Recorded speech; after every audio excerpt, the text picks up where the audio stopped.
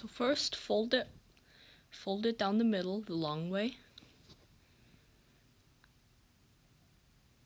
And then this line is going to be used as a guide line. And then fold the flap down to the line, the corner down to the line, and the other corner to the line. And then fold the top half all the way down to the bottom half, so the tip should touch the very bottom.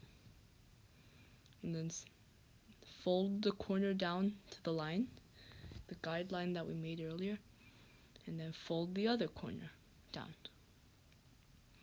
So we should have a little triangle tip that's emerging from the bottom of that flap. And that triangle tip, we fold it up so it holds the flaps in place. And then we fold the whole thing down the middle. And then we fold the one wing down. We turn it upside down and fold the other wing down